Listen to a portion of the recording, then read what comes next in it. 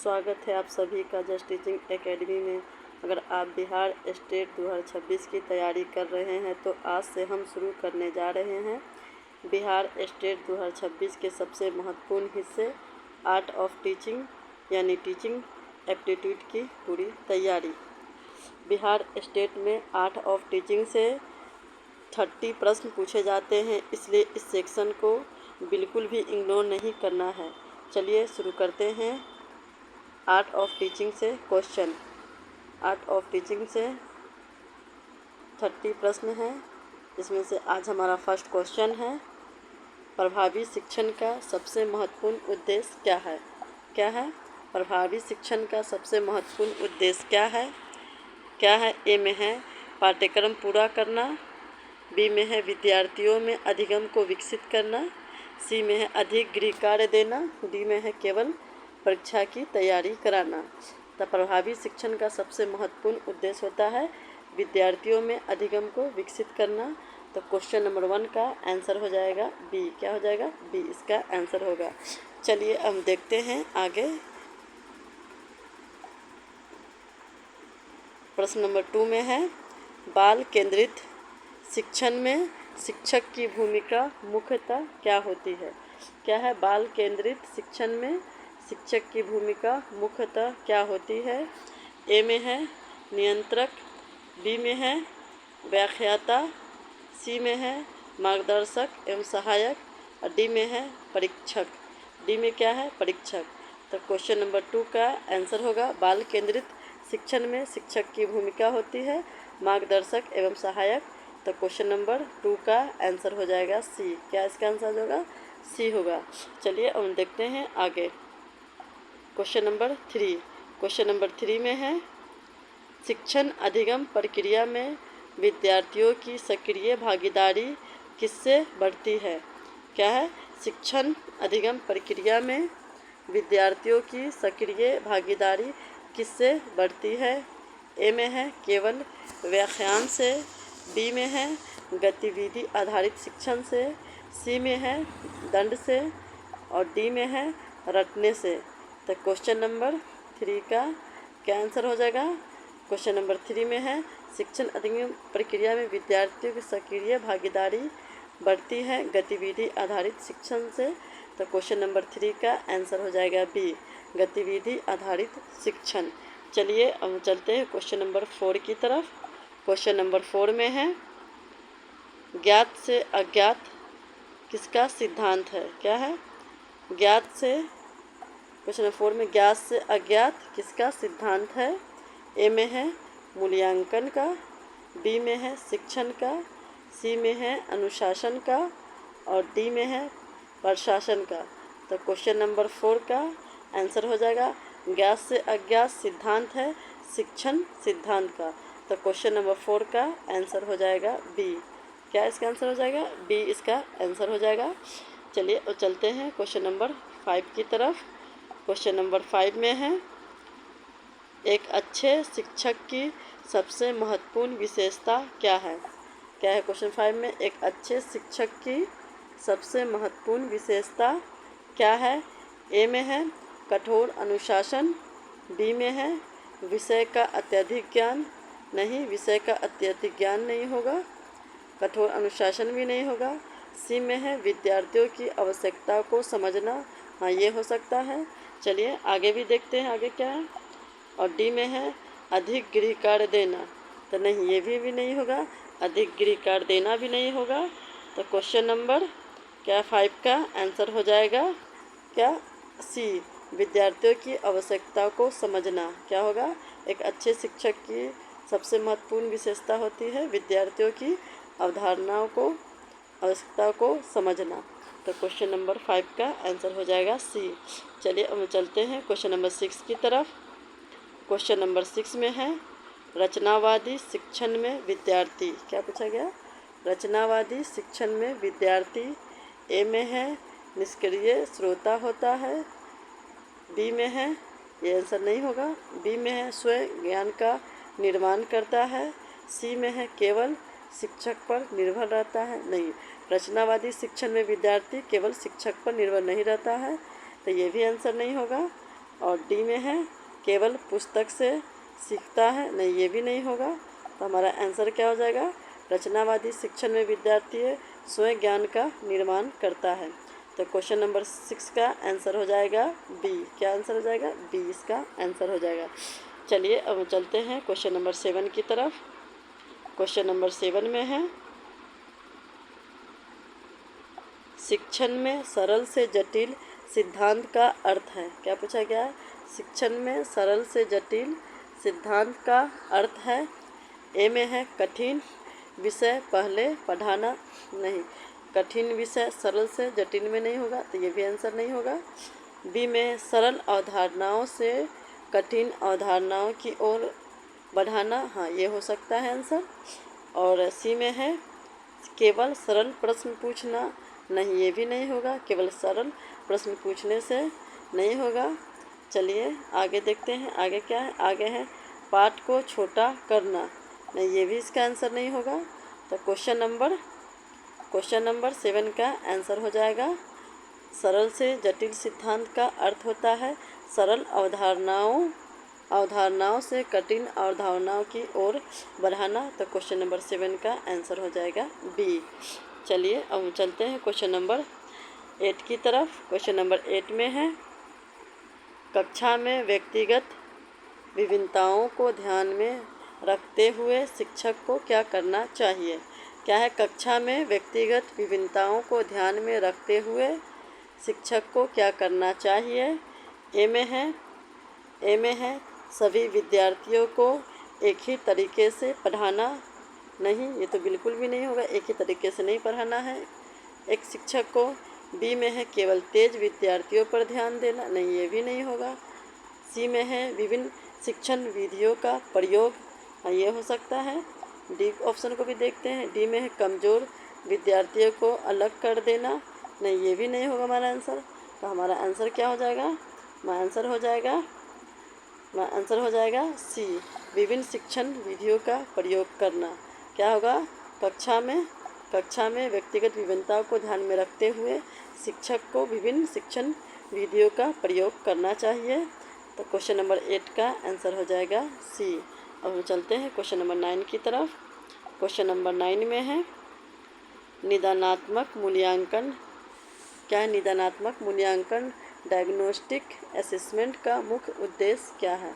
क्या पूछा गया है, डायग्नोस्टिक असेसमेंट का मुख्य उद्देश्य पूछा गया क्या है, निदानात्मक मूल्यांकन का मुख्य उद्देश्य क्या है।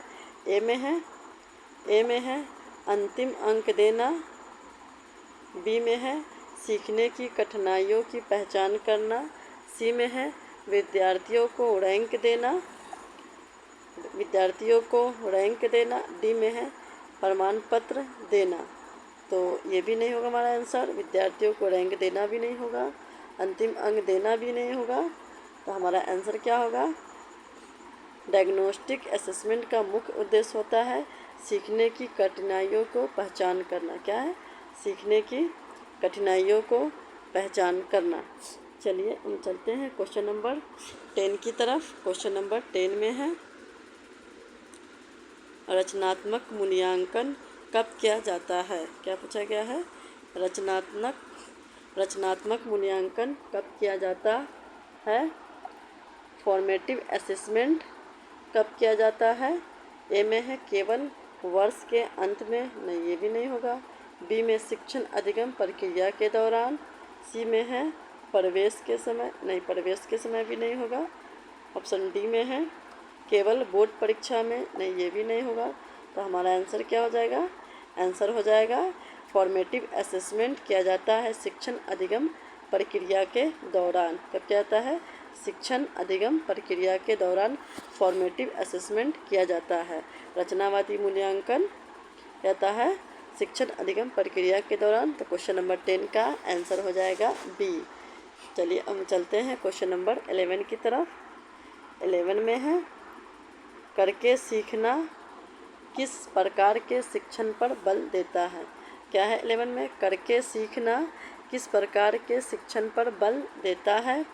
ए में है गतिविधि आधारित शिक्षण, बी में है व्याख्यान विधि, सी में है रटने की विधि, और डी में है दंडात्मक विधि। तो क्या पूछा गया, करके सीखना बल देता है गतिविधि आधारित शिक्षण पर। तो क्वेश्चन नंबर 11 का आंसर हो जाएगा ए, गतिविधि आधारित शिक्षण। चलिए अब हम चलते हैं नेक्स्ट क्वेश्चन की तरफ। नेक्स्ट क्वेश्चन में देखते हैं क्या है। नेक्स्ट क्वेश्चन में है प्रश्न उत्तर विधि का प्रमुख लाभ क्या है। क्या पूछा गया है, प्रश्न उत्तर विधि का प्रमुख लाभ क्या है। ए में है विद्यार्थियों की निष्क्रियता बढ़ती है, बी में है विद्यार्थियों की सहभागिता बढ़ती है, सी में है समय हमेशा कम लगता है, और डी में है गृहकार्य समाप्त हो जाती है। तो क्या पूछा गया है, प्रश्न उत्तर विधि का प्रमुख लाभ क्या है। इसका लाभ पूछा गया है, प्रमुख लाभ। तो क्या होगा हमारा आंसर, क्वेश्चन नंबर 12 का आंसर हो जाएगा विद्यार्थियों की सहभागिता बढ़ती है। किसमें, प्रश्न उत्तर विधि का प्रमुख लाभ होता है विद्यार्थियों की सहभागिता बढ़ती है। तो क्वेश्चन नंबर 12 का आंसर हो जाएगा बी। चलिए हम चलते हैं क्वेश्चन नंबर 13 की तरफ। क्वेश्चन नंबर 13 में है यदि विद्यार्थी बार बार किसी अवधारणाओं को गलत समझ रहा है तो शिक्षक को सबसे पहले क्या करना चाहिए। क्या पूछा गया है, यदि विद्यार्थी बार बार किसी अवधारणा को गलत समझ रहा है तो शिक्षक को सबसे पहले क्या करना चाहिए। ए में है उसे दंड देना चाहिए, नहीं दंड नहीं देना है। उसे कक्षा से बाहर करना चाहिए, नहीं ये भी नहीं होगा हमारा आंसर। और सी में उसकी कठिनाइयों का कारण पहचानना, और डी में है उससे नज़रअंदाज करना। तो नज़रअंदाज भी नहीं होगा, तो हमारा आंसर हो जाएगा सी, क्या, उसकी कठिनाइयों का कारण पहचानना। क्या होगा, उसकी कठिनाइयों का, यदि विद्यार्थी बार बार किसी अवधारणा को गलत समझ रहा है तो शिक्षक को उसकी कठिनाइयों को कारण पहचानना। तो क्वेश्चन नंबर 13 का आंसर हो जाएगा सी। चलते हैं अब हम लोग नेक्स्ट क्वेश्चन की तरफ। नेक्स्ट क्वेश्चन में है, नेक्स्ट क्वेश्चन में क्या, नेक्स्ट क्वेश्चन में है प्रभावी कक्षा प्रबंधन का प्रमुख उद्देश्य है। क्या पूछा गया, प्रभावी कक्षा प्रबंधन का प्रमुख उद्देश्य है। ए में है विद्यार्थियों को डराना, नहीं ये भी नहीं होगा, विद्यार्थियों को डराना नहीं होगा। बी में है सीखने के लिए अनुकूल वातावरण बनाना, हाँ ये हो सकता है। और सी में है कठोर नियम लागू करना, नहीं कठोर नियम क्यों लागू करेंगे, ये भी नहीं होगा आंसर। और डी में है केवल शांति बनाए रखना, नहीं केवल शांति बनाए रखना भी नहीं होगा। तो प्रभावी कक्षा प्रबंधन का प्रमुख उद्देश्य होता है सीखने के लिए अनुकूल वातावरण बनाना। तो क्वेश्चन नंबर 14 का आंसर हो जाएगा बी। चलते हैं अब हम लोग नेक्स्ट क्वेश्चन की तरफ। नेक्स्ट क्वेश्चन में क्या, नेक्स्ट क्वेश्चन में है सहयोगात्मक अधिगम में विद्यार्थी। क्या पूछा गया, सहयोगात्मक अधिगम में विद्यार्थी। ए में है अकेले कार्य करता है, नहीं अकेले नहीं। बी में समूह में मिलकर सीखता है, और सी में है केवल शिक्षक को सुनता है, नहीं ये भी नहीं होगा। डी में है केवल पुस्तक पढ़ता है, ये भी नहीं हमारा आंसर होगा। सहयोगात्मक अधिगम में विद्यार्थियों सहयोग मतलब समूह में मिलकर सीखता है।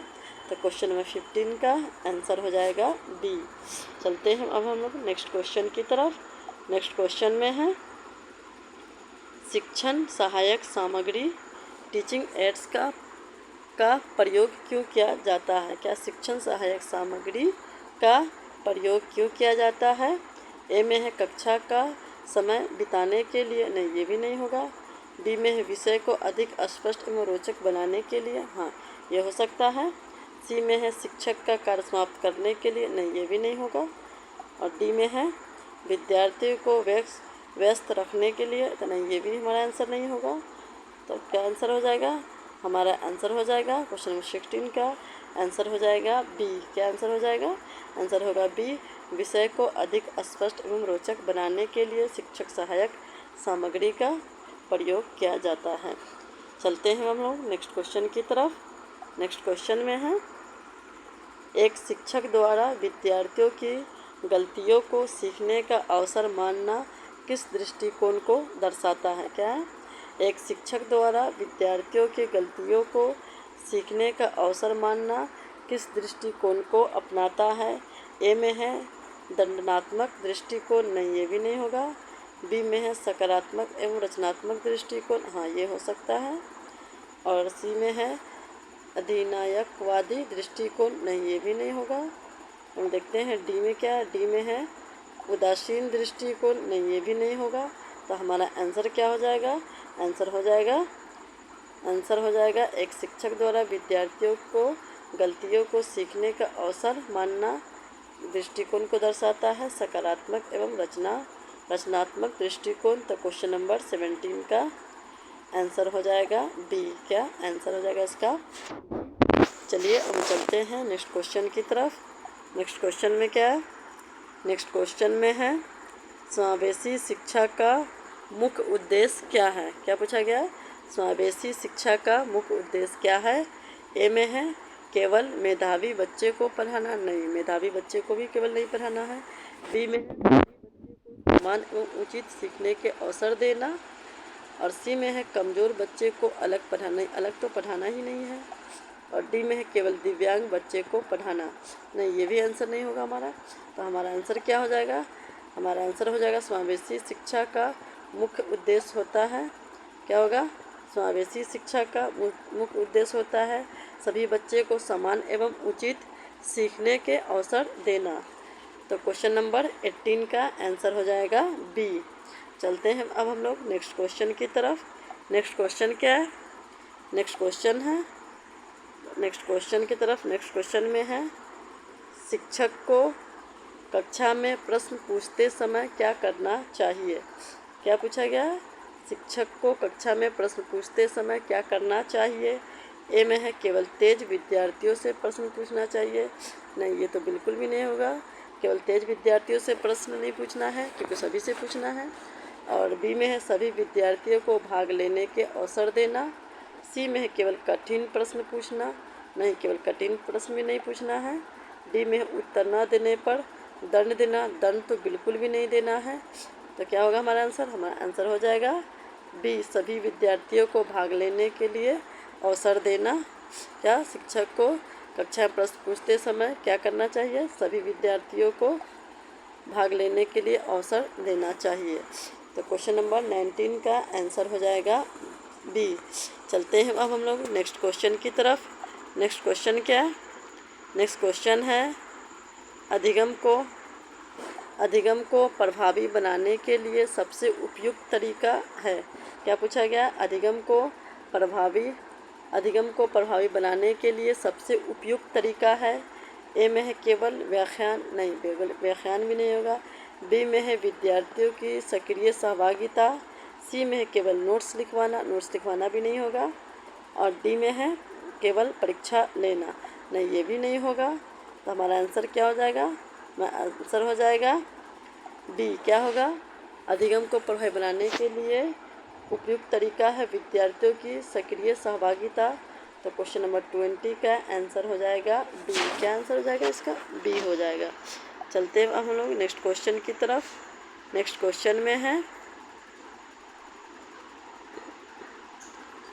शिक्षक द्वारा पाठ के अंत में विद्यार्थियों से मुख्य बिंदुओं को दोहराने को कहना किसका उदाहरण है? क्या पूछा गया है?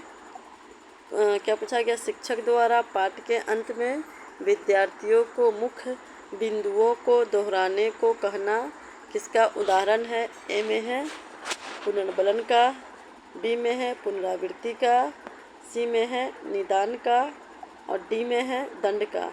तो क्वेश्चन नंबर 21 का आंसर हो जाएगा पुनरावृत्ति। क्या? दोहराने के लिए बोलना, मुख्य बिंदुओं को दोहराने के लिए बोलना उदाहरण है पुनरावृत्ति का।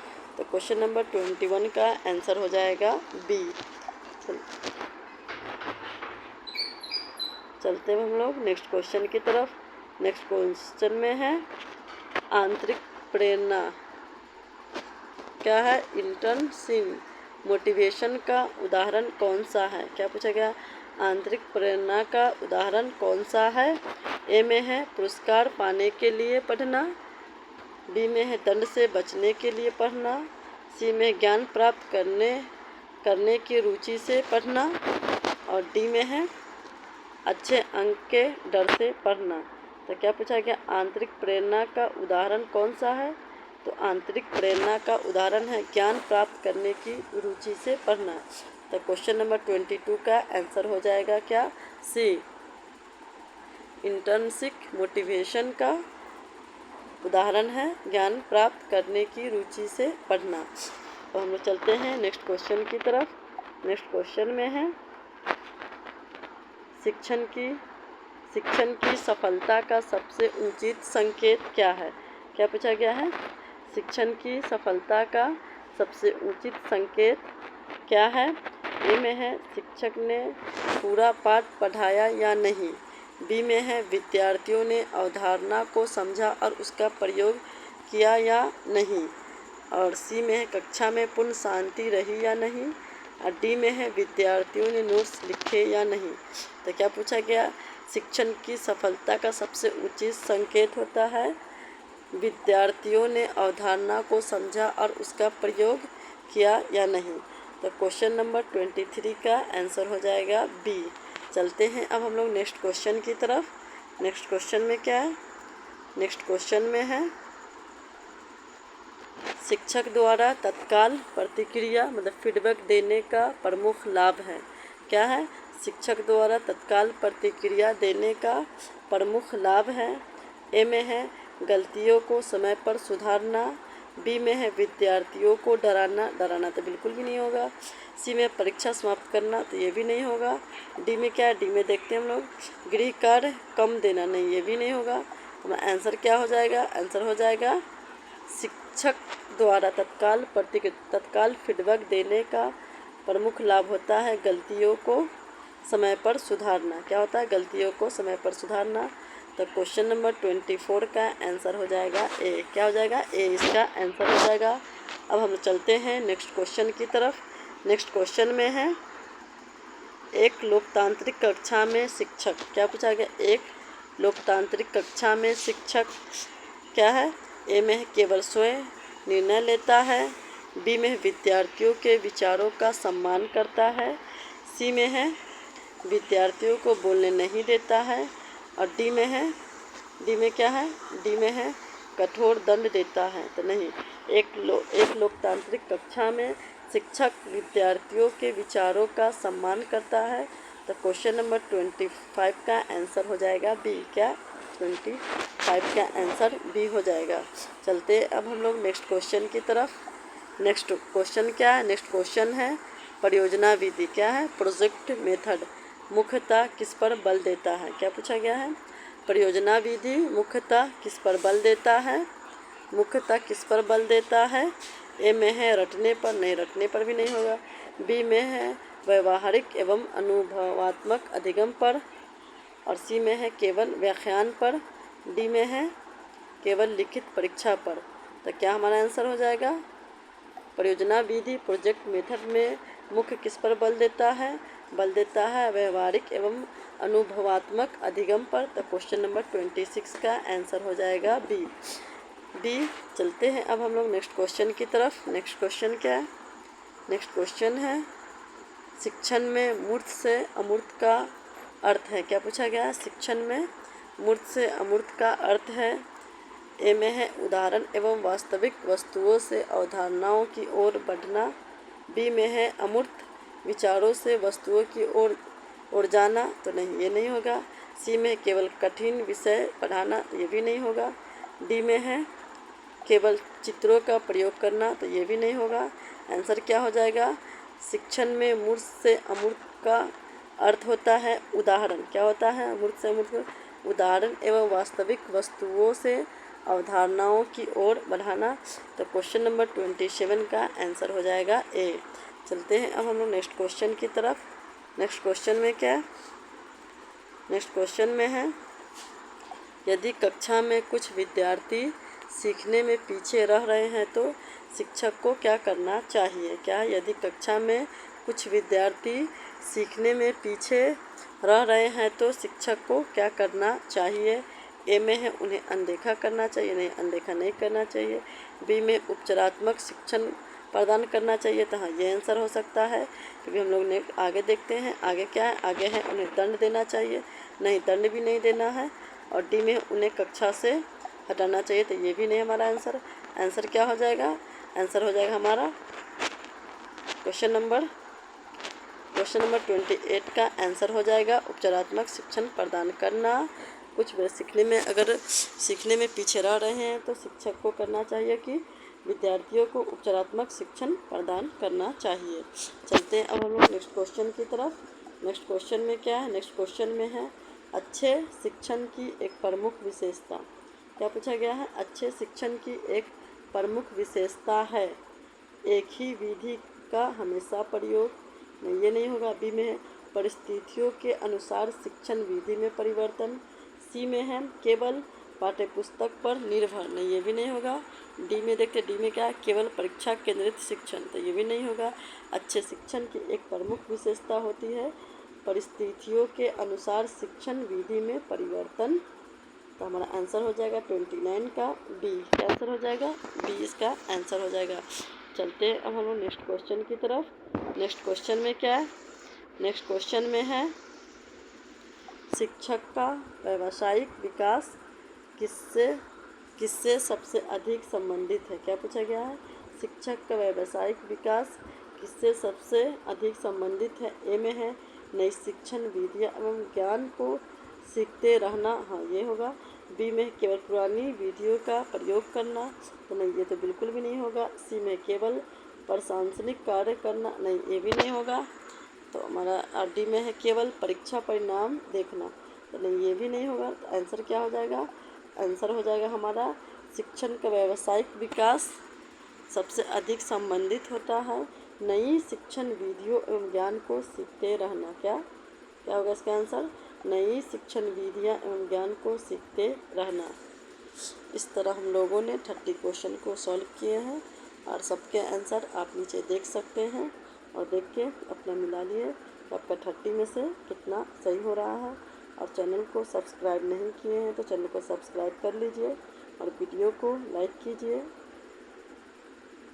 सब्सक्राइब करके रख लीजिएगा। तो आने वाला जो भी स्टेट का क्लास होगा वो आप सबको मिल सकेगा। फिर हम मिलते हैं नेक्स्ट क्लास में नेक्स्ट टॉपिक के साथ। जब तक आप रिवीजन करते रहिए, पढ़ते रहिए।